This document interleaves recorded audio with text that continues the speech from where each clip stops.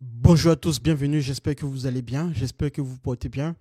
Aujourd'hui, je viens avec un nouveau sujet qui va vous permettre de réfléchir, d'avoir une profondeur sur ce qu'est l'intelligence artificielle. Aujourd'hui, j'aimerais introduire un sujet qui n'a pas l'habitude d'être débattu au sein des grandes conférences et d'ailleurs même au sein de la société. J'aimerais introduire le mot, ou plutôt le processus par lequel on va décrire ce qui se passe à un certain niveau du fait de l'avancée massive de l'intelligence artificielle. Donc aujourd'hui, le but principal et ce sujet principalement, pour moi, est de vous permettre d'aller concrètement en profondeur de la réflexion de ce que vous utilisez au quotidien comme outil d'intelligence artificielle. Déjà en l'introduction avec les grands modèles de langage, mais également les agents intelligents. Alors, de quoi s'agit-il? Il s'agit de ce que l'on appelle la métacognition artificielle. Cognition au sens cognitif. Et dans cette expression-là, j'aimerais ajuster et voir un angle de vue intelligent dans le sens où ce qui est en train de se dévoiler au fur et à mesure comme un dévoilement de l'être, c'est l'émergence d'une nouvelle aristocratie intellectuelle. Alors, le mot est lâché, mais nous allons entrer en détail dans ces introductions, dans cette introduction et en profondeur.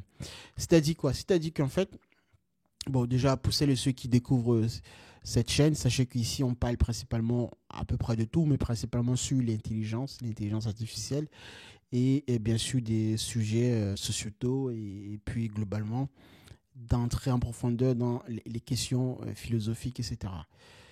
Likez, partagez déjà massivement si ces sujets vous intéressent, et pas tout particulièrement sur l'intelligence artificielle en particulier. Alors, j'aimerais ici revenir à ce que j'appelle la métacognition artificielle. Donc, à travers la métacognition artificielle, nous allons voir et étudier la question de l'émergence d'une nouvelle aristocratie intellectuelle. À quel point, dans quelle mesure cette expression est juste. Parce que vous allez voir que si vous suivez jusqu'au bout cet audio, plein de choses vont s'entrechoquer. Et bien sûr, on aura un point de vue beaucoup plus pointueux et très intéressant. Donc ici, nous allons explorer un territoire conceptuel encore largement inexploré, l'émergence d'une nouvelle forme d'aristocratie intellectuelle à l'ère de la métacognition artificielle.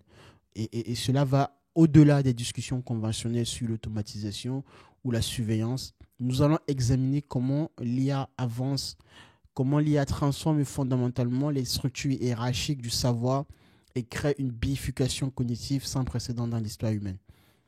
C'est vraiment le point central de cette expression. Et pour introduire mon analyse, en fait, cette analyse s'adresse à ceux qui cherchent à comprendre les métastructures qui façonneront l'avenir de notre espèce, bien au-delà des préoccupations économiques immédiates. J'ai scindé en fait cet exposé en plusieurs parties, notamment en trois ou quatre parties à peu près, d'accord.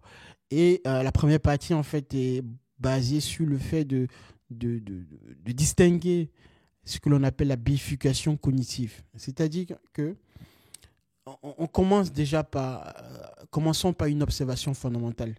Nous assistons actuellement à l'émergence d'une bifurcation cognitive dans l'espèce humaine.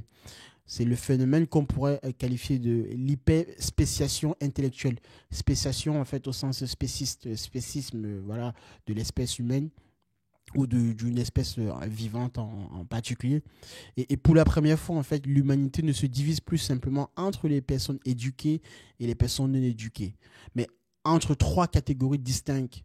Les créateurs d'algorithmes, voilà, les GAFAM que l'on pourrait bien mettre dans ce groupe-là, les créateurs d'algorithmes, les personnes que l'on pourrait qualifier de synthèse avec la machine, donc les augmentés symbiotiques, d'accord. Et en troisième catégorie, nous allons prendre en fait les consommateurs passifs. Excusez-moi, pardon. Les consommateurs passifs, en fait, sont tout simplement ceux qui consomment du contenu à foison. Et tout particulièrement, dans le mot passif, je mettrais bel et bien à l'intérieur de cette catégorie tous ceux qui consomment du contenu, du bullshit, en fait, sur TikTok et sur les réseaux sociaux de ce genre. D'accord? Et à la tête de ces réseaux sociaux, nous avons donc les créateurs d'algorithmes, les GAFAM et tout le reste. Commençons par donc, le premier groupe, les créateurs d'algorithmes.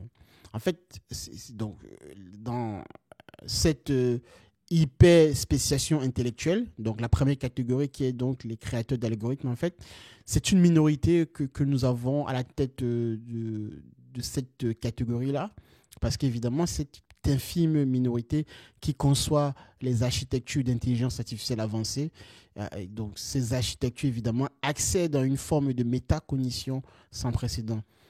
Ils ne manipulent plus simplement de l'information, mais les structures même qui déterminent comment l'information sera traitée par des milliards d'esprits. D'accord? Quand vous, par exemple, vous prenez, vous utilisez ChatGPT ou Google Search, quand vous entrez une requête, une recherche, un prompt, d'accord, au sein de ces algorithmes, en fait, puisque au final, derrière, ce sont des algorithmes qui tournent, vous avez des réponses orientées. Et ces réponses, en fait, vous alimentent sous forme de pensée, donc interagissent avec votre structure cognitive, en fait, et par conséquent, vous influencez, évidemment. Et c'est en ce sens que les créateurs d'algorithmes en tant que première catégorie, en fait, donc qui est une minorité, bien sûr, qui conçoit effectivement les architectures d'intelligence artificielle, ces créateurs, en fait, ne font pas uniquement que de la simple manipulation de l'information, mais déterminent également, dans un espace de coordonnées, en fait, les structures même qui vont déterminer comment l'information sera traitée. Parce qu'évidemment, la réponse en sortie est un traitement algorithmique, mathématique et orienté par une suite d'instructions bien définies. D'accord? Et ça va donc, cela en soi va donc agir dans la manière dont nos esprits humains vont être dirigés d'une certaine manière, dans une certaine direction. D'accord? Alors, donc ça, ce sont le préalable. Ça, c'est le préalable que je voudrais mettre sur pied concernant les créateurs d'algorithmes. On va maintenant passer à la deuxième catégorie que sont en fait les individus en symbiose avec la machine. Les personnes augmentées symbiotiques, c'est-à-dire en fait les personnes qui vont de plus en plus c'est-à-dire en quelque sorte faire fusion avec la machine et l'adopter à une vitesse grand V. Et ici, nous avons quoi? Nous avons en fait les augmentés symbiotiques qui représentent en fait cette nouvelle classe d'individus qui au quotidien en fait va déployer cette symbiose en fait avec les systèmes avancés d'IA. Ils ne font pas qu'utiliser en fait l'IA comme des simples outils, mais comme une extension cognitive intégrée à leur processus de pensée. Là, ici, effectivement, on est dans l'idée de Elon Musk en fait avec des puces, des neuropuces intégrées au corps humain, voilà, au cerveau humain ou dans une partie du corps humain, effectivement. Donc ça, c'est cette idéologie-là qui est mise en avant. Et enfin, on va passer maintenant aux consommateurs passifs. Les consommateurs passifs, évidemment, représentent donc la base de la pyramide s'il faut donner une image géométrique. Donc à la base, vraiment, nous avons les consommateurs passifs qui représentent effectivement la vaste majorité des personnes qui interagissent avec des interfaces simplifiées, conçues non pas pour augmenter leur capacité cognitive, mais pour extraire leur attention et leur donner. TikTok, Instagram, etc. Donc ça, c'est vraiment de la consommation bullshit à foison et de l'infobésité d'ailleurs, le mot infobésité, qui est consommé massivement à travers ces plateformes-là en question. Ça donne quoi en fait? Ça donne une structure en tripartite en fait. Donc cette tripartition n'est pas simplement une question de richesse ou d'accès à la technologie, mais une reconfiguration fondamentale des capacités cognitives humaines. Pensez-y, c'est très important les amis. Donc voilà véritablement ce que l'on pouvait dire dans la bifurcation cognitive en fait. Donc je vous ai résumé les trois catégories en fait d'intelligence artificielle pour le coup, mais également par extension avec l'intelligence humaine. Il y aura une hiérarchisation, donc les créateurs d'algorithmes, les augmentés symbiotiques et les consommateurs passifs. Je vais passer maintenant cette fois-ci à la seconde partie qui est donc à savoir la métacognition artificielle et le pouvoir. Le lien entre ces deux structures. C'est-à-dire qu'ici, nous avons quoi? Nous avons la véritable révolution, il y a une véritable révolution silencieuse en fait qui est en train de se produire. Et ce n'est pas l'automatisation du travail, mais l'émergence de ce que j'appelle la métacognition artificielle. Donc ici, quand on parle de métacognition artificielle, il faut définir, c'est-à-dire quoi? C'est-à-dire c'est la capacité des systèmes d'IA, d'intelligence artificielle avancée à observer, analyser et reconfigurer les processus de pensée humaine à une échelle sans précédent. Cette capacité métacognitive en fait crée une asymétrie de pouvoir fondamentale en relation avec ce que je vous ai dit précédemment. Ceux qui contrôlent ces systèmes peuvent littéralement façonner les structures de pensée des masses. Ils ne manipulent plus simplement l'opinion publique, pratiquent aussi vieille que la politique elle-même, mais les architectures cognitives qui déterminent comment les opinions se forment. On est véritablement là dans une forme de propagande, pour le coup. Edward Bernays, la propagande, et évidemment Twitter et ses réseaux sociaux et tout le reste, Facebook, Meta, contribuent en ce sens à des artefacts de cette idéologie-là. Prenons un exemple concret, mais peu discuté par exemple. Les modèles prédictifs d'IA ne se contentent plus de prévoir les comportements humains. Aujourd'hui, nous avons par exemple des systèmes qui commencent à les précéder. C'est-à-dire quoi? C'est-à-dire que dans certains domaines spécialisés, les algorithmes anticipent déjà les conclusions que les utilisateurs souhaitent atteindre et restructurent le processus d'analyse pour faciliter ces conclusions. Donc, c'est vraiment très subtil en fait. C'est une inversion très subtile de la relation maître à esclave ou maître-outil, dans le sens où cela crée une nouvelle forme de servitude volontaire intellectuelle, d'autant plus insidieuse qu'elle donne l'illusion de l'augmentation cognitive en fait. Vous avez parfois, si vous ne prêtez pas attention à votre échange entre un LLM, donc un grand modèle de langage type ChatGPT, Claude Chantropique, etc., ou Gemini chez Google, si vos prompts ne sont pas assez bien élaborés, en sortie, vous allez avoir du garbage, en fait, quelque chose qui ne fait pas véritablement sens, bien que étant bien écrit. Voilà. Vous pouvez avoir une phrase très bien écrite, mais en termes de contenu, en termes d'information, d'apport d'information, bah, il n'en retourne rien.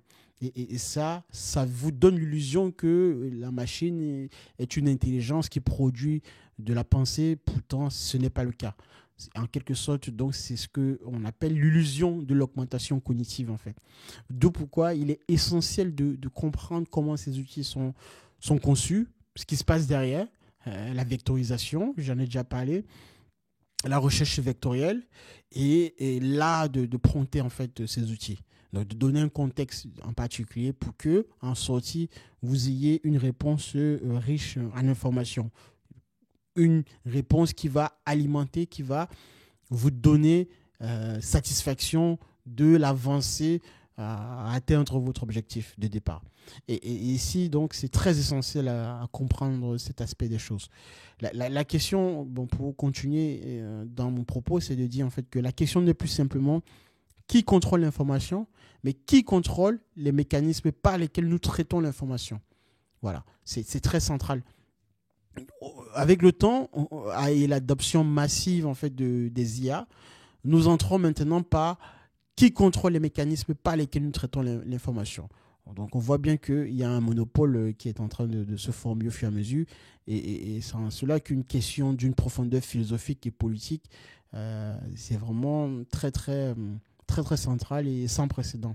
Parce qu'aujourd'hui, tout est quasiment connecté. Et plus nous utilisons ces outils-là, plus nous déléguons notre rigueur, notre manière de penser, donc nos mécanismes par lesquels on passe pour traiter de l'information à travers ces outils-là. C'est pourquoi c'est donc un sans précédent qui est en train de se produire sous nos yeux. Alors, la troisième partie, on va entrer maintenant, donc, au fur et à mesure, dans l'aristocratie de la métacognition, cette fois-ci. Donc, toujours dans cette bifurcation cognitive, en fait, nous avons quoi en conséquence? Nous avons ce qui engendre l'émergence d'une nouvelle aristocratie, non pas fondée sur la naissance ou même la richesse, mais sur la maîtrise des systèmes qui amplifient et transforment la cognition humaine. Contrairement aux élites traditionnelles, cette nouvelle aristocratie ne tire pas son pouvoir de la possession de ressources matérielles, mais de sa capacité à naviguer et manipuler des architectures informationnelles d'une complexité inaccessible aux citoyens moyens. Donc, pour vraiment vous donner un exemple très, très particulier, dans cette expression, dans cet argument que je viens de vous délivrer, c'est que la prochaine génération, et c'est malheureux à le dire, et c'est ce que je constate déjà, de plus en plus, avec la bêtise ambiante qui se répand, et les jeunes individus qui arriveront demain vont croire de manière tous azimuts, en fait, de manière très rapide, sans question critique, la réponse donnée par un outil tel que ChatGPT. Donc, il y a vraiment un processus très, très, très, très violent, très, très, en fait, négatif qui est en train de se produire dans une forme de ce que l'on pourrait appeler un braquage, en fait, intellectuel. C'est-à-dire quoi? C'est-à-dire que même pour les spécialistes, donc je précise même pour les spécialistes, parce que je suis un spécialiste, du moins, en tout cas, je suis quelqu'un qui a même poussé la chose beaucoup plus loin, étudié très bien la question et je travaille dans le domaine. Aujourd'hui, il est difficile pour certains spécialistes, pour certains systèmes d'IA, d'aller en profondeur de comment l'IA a-t-elle fait pour produire une telle réponse. On est là dans le champ de l'explicabilité de la réponse envoyée par l'intelligence artificielle. Bien sûr qu'on vous parlera des milliards de paramètres qu'un modèle de langage, par exemple, a. D'accord? Vous prenez, par exemple, ChatGPT, une version 3, vous en avez déjà des milliards de paramètres. OK? Les hyperparamètres également. Mais sauf que ces hyperparamètres, en fait, vous ne pouvez pas, dans un sens, en fait, véritablement, tous les comprendre. Globalement, vous allez saisir une compréhension globale de ces hyperparamètres, mais toujours est-il que certains paramètres risquent de vous échapper. Et plus les systèmes deviennent sophistiqués, et plus nous entrons dans une forme d'hyperdata assez volumineux pour être vraiment très, très intimidant pour la part des spécialistes. Donc là, si au niveau des spécialistes, ce n'est toujours pas assez clair, et quand même, dans une certaine mesure, vous allez avoir inéluctablement, du côté des personnes moins aguerries ou des simples personnes du quotidien, une incapacité à comprendre réellement ce que la machine produit en sortie. Et comme nous allons entrer dans une ère où l'intelligence artificielle sera partout, on va considérer que la machine en fait a raison comme une sorte de parole d'évangile, alors que ce n'est pas le cas tout simplement. D'accord? Et c'est véritablement en soi aussi un outil de propagande parce que les créateurs d'algorithmes, en fait, donc, qui est donc la première catégorie, des personnes qui maîtrisent évidemment donc, ces architectures-là, qui mettent sur pied ces architectures à partir desquelles on va traiter l'information. C'est cette catégorie en fait d'individus, parce qu'in fine, il y a des individus derrière ces grands groupes en fait de GAFAM, vont avoir le pouvoir intellectuel sur la masse, en fait, sur le reste de l'humanité. Moi, j'aimerais ici appuyer sur le fait que l'écart de pouvoir qui en résulte, en fait, n'est pas simplement quantitatif, mais qualitativement différent. Un citoyen ordinaire face à un algorithme de recommandation n'est pas simplement désavantagé. Il est cognitivement, en fait, manœuvré. Donc, il est désuet vis-à-vis de la pensée, d'un point de vue cognitif, parce qu'il est incapable même de conceptualiser les forces qui influencent ses propres processus de pensée. Évidemment que c'est ce qu'on appelle aussi en psychologie le renforcement cognitif. Vous allez avoir ChatGPT qui va vous répondre. En retour, la réponse de ChatGPT, vous allez penser cette réponse-là. Ne serait-ce que le fait de penser cette réponse-là, ça alimente ou ça additionne avec votre propre pensée et par conséquent, ça influence en fait votre propre processus de pensée. Et comme le fait de discuter avec ChatGPT, donc vous passez par un canal de traitement algorithmique mis sur pied par les créateurs d'algorithmes, donc votre pensée in fine qui en résultera de l'addition avec la sortie de ChatGPT, sera une pensée influenciée. Donc, au final, ça va influencer au fur et à mesure vos propres processus de pensée. Que vous soyez conscient ou pas, c'est ce qui est en train de se passer et c'est ce qui va se passer de plus en plus. Et ce phénomène, en fait, transcende les clivages politiques traditionnels. Qu'il s'agisse des oligopoles technologiques occidentaux ou des systèmes de crédit social orientaux, nous observons la même dynamique fondamentale. En Asie également, c'est pareil. La Chine est déjà en avance là-dessus. Donc avec le crédit social, etc. L'émergence d'une élite capable d'opérer au niveau métacognitif, modifiant les structures de pensée des masses sans leur consentement éclairé ou même leur conscience. C'est la raison pour laquelle je vais préciser que vous soyez conscient ou pas, éclairé ou pas, c'est ce qui est en train de se passer et ce qui va se passer de plus en plus. Pour finir, la dernière partie est vraiment axée sur l'hypercognition comme nouvelle frontière. Donc ici, face à cette bifurcation cognitive, une nouvelle frontière émerge, l'hypercognition. Ici, c'est la capacité non seulement à utiliser l'IA, mais à comprendre et à influencer les métastructures qui gouvernent son développement et son déploiement. Cette capacité exige une synthèse sans précédent des compétences techniques, philosophiques, sociales. Elle requiert non seulement de comprendre les algorithmes, mais les structures sociétales, psychologiques, philosophiques bien sûr, économiques qui renforcent effectivement cette métastructure en fait. Nous avons véritablement ici en fait une hypercognition comme nouvelle frontière. C'est véritablement là le cœur, le sommet, la pointe en fait de l'iceberg, le sommet de la pyramide. Et les véritables révolutionnaires de notre époque ne sont ni les populistes, ni les techno-utopistes, mais ceux qui développent ce que j'appelle l'alphabétisation métacognitive, en fait, la capacité de percevoir, donc c'est-à-dire la capacité de percevoir et d'influencer les architectures invisibles qui façonnent la cognition collective. Cette alphabétisation n'est pas simplement technique, mais profondément philosophique. Elle nécessite de comprendre non seulement comment les systèmes d'IA fonctionnent, mais comment ils transforment notre façon même de penser et de conceptualiser le monde. Pour ceux qui cherchent à naviguer dans ce nouveau paysage, l'enjeu n'est plus simplement d'acquérir des compétences techniques, mais de développer une conscience systémique, systématique même, capable d'opérer à ce niveau métacognitif. J'aimerais attirer encore une fois de plus votre attention. Franchement, je pèse vraiment mes mots. Réécouter à nouveau cet audio pour pouvoir mieux saisir la profondeur philosophique et profonde de cette pensée. Parce que nous sommes déjà au cœur de ce qui est en train, pour moi, de se dérouler.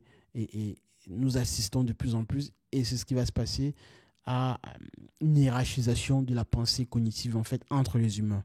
Et tout cela aura des conséquences sur tous les plans.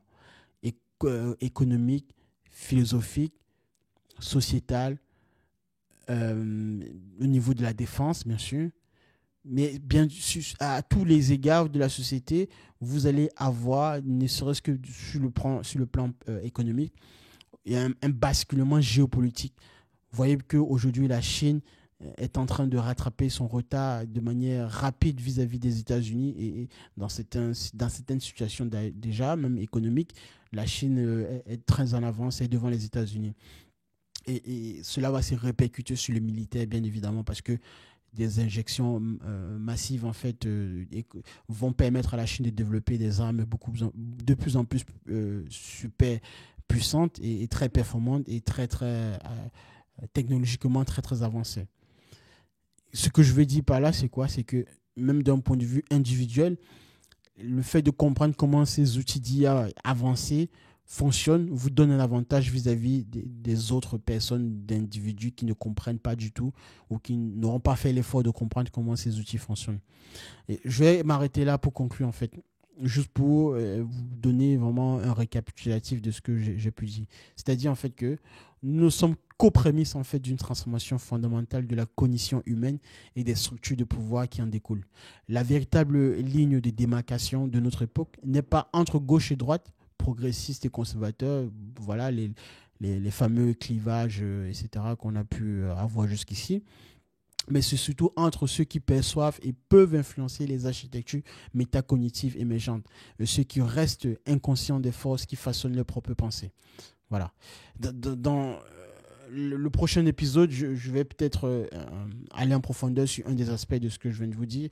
Mais pour finir ici, nous allons plutôt comprendre que la prochaine fois, nous explorerons les implications éthiques et philosophiques de cette bifurcation cognitive et examinerons les voies possibles vers une démocratisation de l'hypercognition. Donner à tout un chacun les mêmes armes, en fait, les mêmes possibilités de compréhension et d'avancer dans la démocratisation de l'intelligence artificielle.